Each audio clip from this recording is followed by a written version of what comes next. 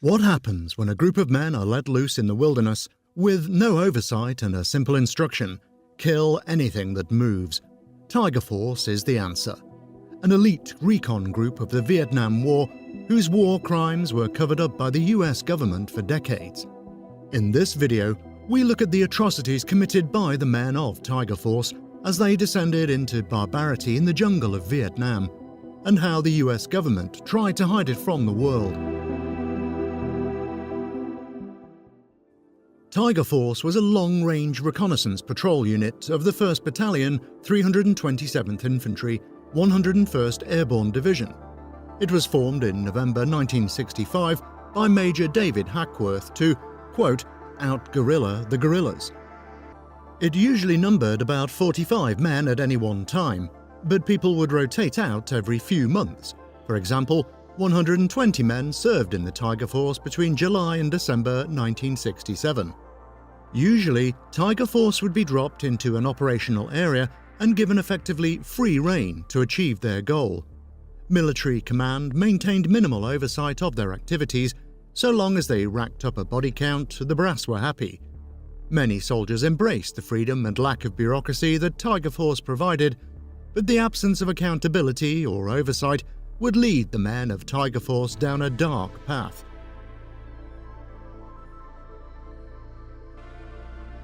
The events that would enshrine them in the history books began to unfold in summer 1967, when the Tiger Force was sent into the Song Ve Valley. The Song Ve Valley was an agricultural hotspot that was allegedly a hiding place for the Viet Cong, VC, and North Vietnamese Army, NVA. Tiger Force was instructed to clear out remaining residents of the valley to a nearby refugee camp and then sweep the area for VC soldiers and food caches.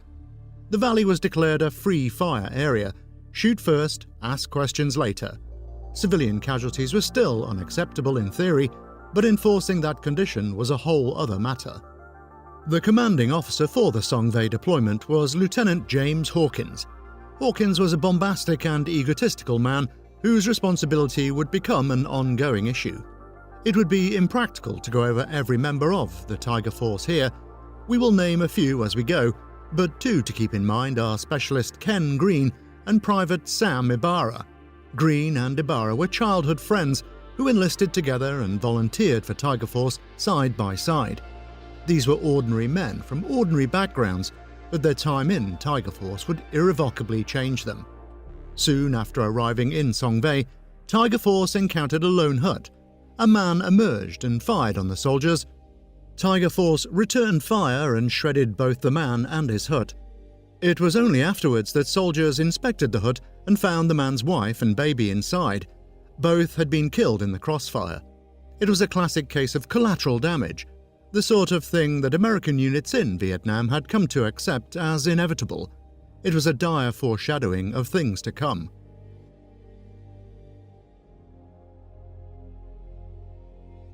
Tiger Force endured ambushes, tripwires, bamboo traps, leeches, venomous snakes, malnutrition, and lack of sleep as they slogged through the valley. This left them irritable and frustrated. The paranoia of knowing that an enemy could lurk in every tree or every hut primed them to shoot at everything that moved. Tiger Force became especially angry with the villagers who refused to leave their homes, or who quietly snuck back once the Americans had left. It didn't take long for the abuse to start. Soldiers started to assault villagers who wouldn't move or robbing the ones who did. They eventually took to burning the huts to ensure that no one could return. Private Ibarra enjoyed the burnings. Ibarra and Green's contempt reached boiling point during one village clearance where they found an unarmed man hiding under a table. Ibarra and Green dragged him outside and beat him bloody. They said his scarf marked him out as an NVA soldier. That was enough for Ibarra, who took out his knife and slit the man's throat. Green and the other soldiers were taken aback at first, but no one complained and no one reported it. It was perhaps Ibarra's first murder, but not the last. Alcohol only made things worse. Several weeks after entering the valley, some of the Tigers, including Lieutenant Hawkins, got drunk and went on patrol, where they found an elderly Vietnamese man walking along the road. The soldiers beat the man with the butts of their rifles, but this caused an argument among the soldiers about mistreatment of civilians. Hawkins settled it quickly when he pulled out his rifle and unloaded into the defenseless old man. The soldiers might have put it down to drunkenness, except Hawkins did almost the same thing the next day. 2 elderly women approached the soldiers, but Hawkins shot them before they reached him. Lieutenant Donald Wood put his foot down. He was furious and demanded that Hawkins explain himself, but Hawkins was unapologetic. The free fire zone had been declared after all. "Anything in this valley is ours," Hawkins told him. "There are no friendlies, do you hear me? No one is supposed to live here." The pretenses for murder only became thinner. One of the team's medics, Barry Bowman, recalled being ordered by his sergeant to execute a prisoner. "Come on, pop your cherry," the sergeant had told him. To be in the Tigers and not have shot an unarmed person was starting to become an oddity. Bowman refused, so the sergeant took his pistol and shot the man himself. Another incident that stuck with many of the soldiers was the execution of 2 elderly blind men. The Tigers claimed that the men were VC trail watchers, although how they'd do that without eyesight is a mystery. The 2 men were being led by a 12-year-old boy, and one soldier said they'd have shot him too if a helicopter hadn't been nearby to catch them. On that same day, another Tiger Force team was clearing a village when an old Buddhist monk approached them and scolded them for how they beat the villagers and burned their huts. The Tigers didn't have a translator and stopped the man's condemnation with a bullet. They planted a grenade on him and called him in as a VC kill. Before long, the Tigers started to brag. They'd trade stories over the campfire of the way they'd killed a target, rarely pretending that who they killed was actually an enemy. For example, Sergeant Robin Varney earned the nickname One Punch for a bet he made that he could take down a captured civilian with one punch. He failed, but Varney tried again. Only this time he ordered a soldier to stand behind the man with a bayonet to his neck. Not everyone gave in to this inhuman cruelty. One such man was Sergeant Manuel Sanchez. Sanchez captured 2 young VC prisoners, but he knew it wasn't right to execute them. Sanchez stood watch over the prisoners all night, fearing what his comrades might do to them. Eventually, Lieutenant Hawkins sent 2 soldiers over to Sanchez the next morning to tell him to relocate the prisoners down the nearby hill. Sanchez obeyed, thinking they were going to be extracted, but instead the soldiers shot the prisoners as soon as they cleared the camp. Sanchez was stunned. One of them shrugged and told him, "I was just following orders." Sanchez might have kept standing for decency, but that evening Sanchez was badly injured and another tiger killed in an ambush. The voices of reasons were vanishing fast, and every dead tiger was another source of anger and resentment for the ones who remained. The next day, the Tigers approached a village. Farmers were out working in the rice paddies and never saw the soldiers coming. They were just working in the field, one tiger recounted. "We all knew that." Hawkins ordered his men to take position and fire. Few of them escaped.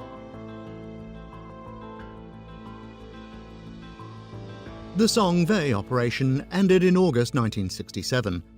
Upon returning to base, Lieutenant Wood reported the crimes to the military authorities, but they refused to do anything. Tiger Force was quickly reassigned to their next objective, Quang Tin Province.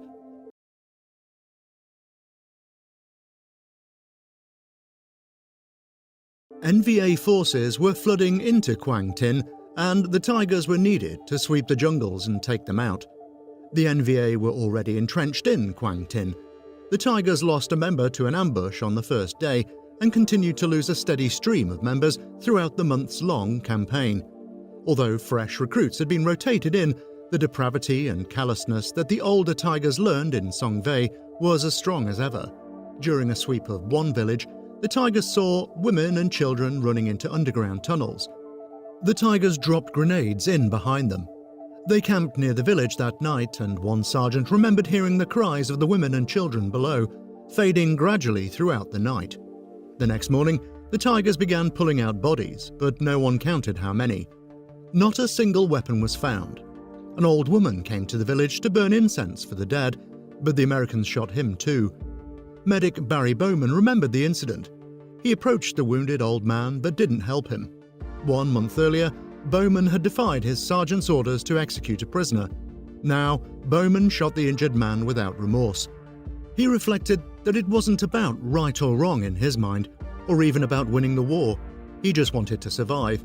If that meant killing anyone who might be a threat, so be it. Many of the tigers, especially Private Ibarra, began taking trophies. Necklaces of human ears were a particular favorite. Ibarra even carried around a bag of vinegar to preserve the ears so he could replace the rotting ones on his necklace. Glimpses of sanity inside the tigers were fading fast, but they weren't quite extinguished. Sergeant Brunner had only been transferred into the tigers a week earlier when he was sent to lead a team to investigate a village. Sergeant William Doyle took a second team to the same place. While both teams were inspecting the village, Doyle found a family, an older man, his wife, his brother, and 2 children. Through the tiger's interpreter, the man claimed he'd been abused by the VC and wanted to offer information in exchange for the safety of his family. Doyle was impatient. He wanted the information immediately. He started to beat the man and eventually shot him. Brunner was horrified. Doyle ordered his men to execute the man's brother too, but Brunner raised his rifle at the soldiers and promised to shoot them first. The tigers had argued before, but they'd never raised their guns at each other. Brunner and Doyle stared each other down, but eventually Doyle gave in. Brunner stood watch over the grieving family all night until a helicopter came to collect them. Brunner was a newcomer, but he could see what the tigers had become. Men like Ibarra and Doyle were sadistic monsters who loved cruelty. Others like Bowman seemed to be shutting down, working on instinct. It's like they're dead, he recalled.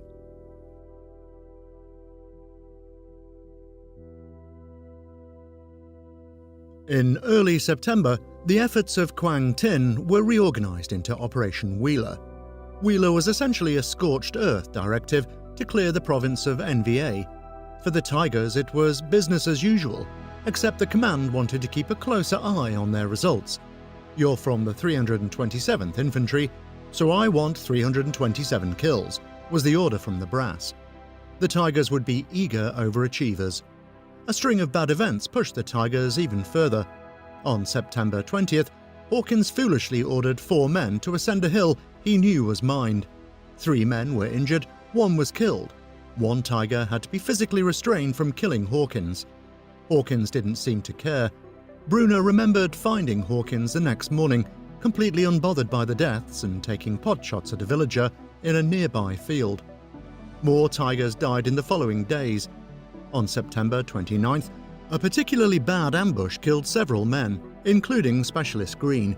The already savage Ibarra channeled his grief for his friend into atrocities. When the next mission came to clear a village, Ibarra took the lead. No one said a word when Ibarra immediately opened fire. Most of them joined in, and only stopped when they ran out of ammunition.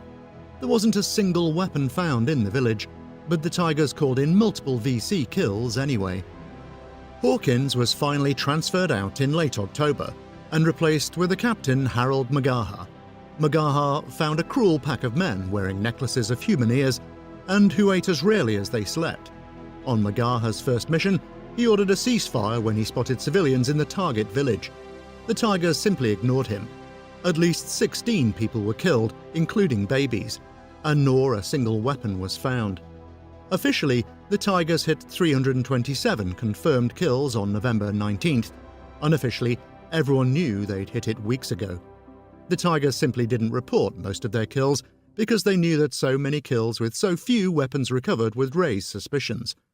One tiger claimed that he'd personally killed 120 people, all of them unarmed, but had only reported a fraction of them. Sometime in late November, the tigers were called to assist another unit that was pinned by enemy fire from a village.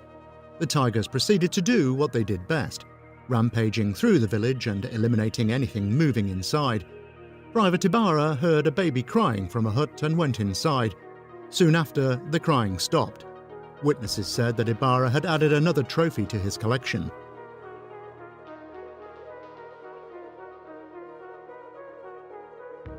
The attack on the village where Ibarra committed yet another abominable crime would prove to be a pivotal moment. After this point, details on what Tiger Force did become scant, and the unit was later redeployed to other areas. However, One of the soldiers in the unit the Tigers saved in that village was horrified at what he saw.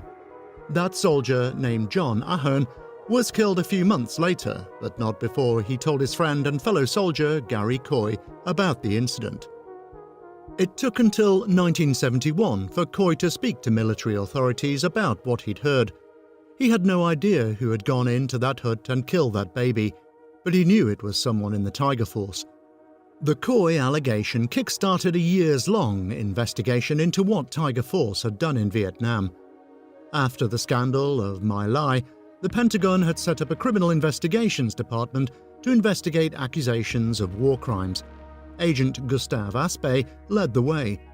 By this point, most of Tiger Force's members had left the military, and investigators struggled to locate them or to make them talk. Slowly, though, over several years, Aspe uncovered a monstrous list of war crimes: torture, murder of civilians, mutilation of the dead, the execution of prisoners, and more. One former Tiger admitted that the Tigers killed a lot of people while I was with them, and I may have shot one or two myself that would not be considered justified. Aspe tracked down almost every surviving Tiger and built a startling picture of cruelty backed up by the admissions of the very men who'd committed the crimes. Some were genuinely remorseful, but few feared any repercussions. They were right. Aspe submitted his detailed report in 1975. Authorities reviewed the evidence and acknowledged that at least 18 people, including Ibarra and Hawkins, could justifiably be tried for war crimes. However, they decided that, quote, nothing beneficial or constructive could result in prosecution at this time. No hearings were held, no charges were pressed, and no knowledge of the Tiger Force's crimes was made public. That changed in 2002. Journalists Michael Salla and Mitch Weiss discovered the Tiger Force files. They were shocked that one of the largest war crimes investigations in US history had been completely covered up. Salla and Weiss spent months putting the pieces together. They tracked down surviving Tigers, pored over radio logs from the war, and even visited Song Vei and Quing Tin to speak with the survivors of the Tiger Force's atrocities. In October 2003, they published a bombshell series on the Tiger Force, laying bare their crimes for the world to see and earning them the Pulitzer Prize for investigative journalism. The truth had come to light, but justice did not follow. Many of the Tigers who'd stood up for what was right had already died. Wood, who'd first complained to his superiors about the war crimes, Sanchez, who tried and failed to protect his prisoners from his own teammates, and Sergeant Brunner, who'd raised his rifle at a fellow Tiger to save a family from execution, were all dead. Meanwhile, Ibarra had died in 1982, but Hawkins and Doyle were still alive. Although publicly shamed, Doyle made no apologies. He freely spoke to Salla and Weiss during their investigation. The way to live is to kill, because you don't have to worry about anybody who is dead, Doyle told the reporters. He claimed his only regret was that he didn't kill more of them. Like My Lai before it, Tiger Force betrayed a culture of casual violence that pervaded the Vietnam War. The military was obsessed with body counts and cared much less about where those bodies came from.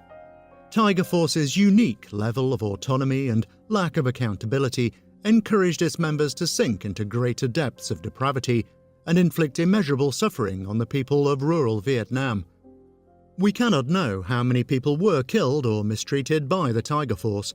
It was certainly in the hundreds, if not the thousands. It might be too late for justice, but it's never too late to learn a lesson from Tiger Force.